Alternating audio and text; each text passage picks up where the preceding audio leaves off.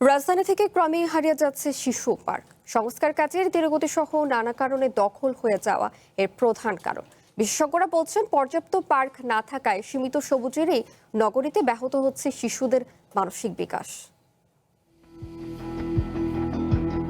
রাজধানীর নারিন্দায় junior Lions club, অথচ কাগজে এই জায়গাটি শিশু পার্ক। সিটি কর্পোরেশনের তালিকাভুক্ত পার্ক দখল করে বানানো হয়েছে এই স্থাপনা। ভবনটিতে রয়েছে একটি কমিউনিটি সেন্টারও। স্থানীয়দের অনেকেই জানেন না এখানে একসময় একটি শিশু পার্ক ছিল, আর যারা জানেন তাদের কাছে সেটি এখন শুধুই স্মৃতি। এটা সব ধারণা নেই। আমি গেল দীর্ঘ 4 বছর তোমার, কিন্তু আমার ওরকম জানি না। আমরা অনেক ছোটকাল দেখছি, ঠিক আছে, কিন্তু এখন নাই। ঠিক আছে, এখন হচ্ছে ক্লাব, নাইস ক্লাব। নির্মাণে নাম্বার 1 শাহ সিমেন্ট। ক্লাবের দায়িত্বে থাকা একজন জানান, এখানে নিয়মিত একটি নির্দিষ্ট রাজনৈতিক দলের নেতাকর্মীরা আসেন। আসন্ন স্থানীয় সরকার নির্বাচনে কাউন্সিলর পদপ্রার্থী মোহাম্মদ কবির হোসেন কবির এই ক্লাবের সভাপতি। কথাবার্তা বললে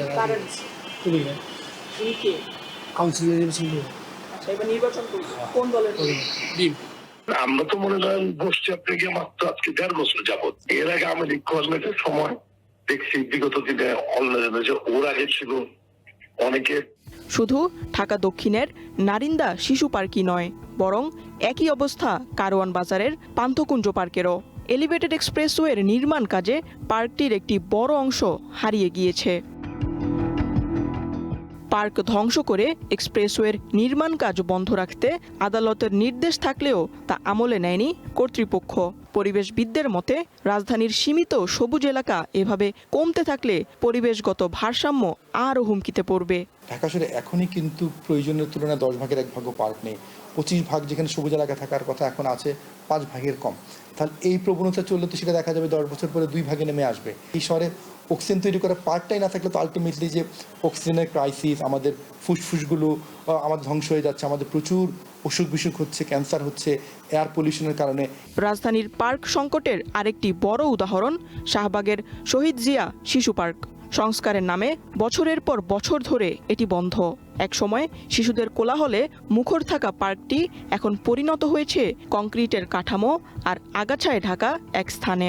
শিশু পার্ক, বিনোদন কেন্দ্রগুলা, খেলার মাঠ, যারা অবৈধ দখল করছে তাদেরকে উচ্ছেদ করে এগুলা উন্মুক্ত করে দেওয়া উচিত। বাচ্চাদের মস্তিষ্ক বিকশিত হতে পারে, তারপর হচ্ছে তারা ফ্রিডমলি চলাফেরা করতে পারত।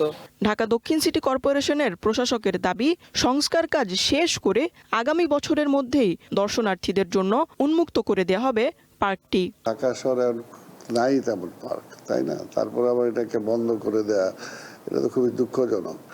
তো এটা আসলে ইন্টেনশনালি এই কাজটা করা হয়েছিল, যেটা কোনোভাবেই উচিত ছিল না, যুক্তিযুক্ত ছিল না।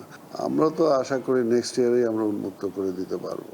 ডিএনসিসি আওতাধীন এলাকার 54টি ওয়ার্ডের মধ্যে মাত্র 25টি পার্ক এবং ডিএসসিসি আওতাধীন এলাকার 75টি ওয়ার্ডের মধ্যে মাত্র 30টি পার্ক রয়েছে। ঢাকার মোট 129টি ওয়ার্ডের মধ্যে ঢাকা উত্তরে 10টি ও ঢাকা দক্ষিণের 31টি ওয়ার্ডে নেই কোনো পার্ক বা খেলার মাঠ। শিশুদের সুস্থ মানসিক বিকাশে আনন্দ ও বিনোদনের গুরুত্ব অনেক, আর সেই সুযোগ তৈরিতে বড় ভূমিকা রাখে পার্ক। তবে রাজধানী ঢাকায় দিন দিন কমে যাচ্ছে উন্মুক্ত পার্কের সংখ্যা, যার কারণে মানুষ ভিড় করছে হাতিরঝিল ও 300 ফিট সড়কসহ বিভিন্ন খোলা জায়গায়।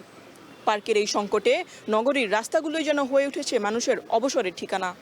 Tanjin Akter, one news, Dhaka.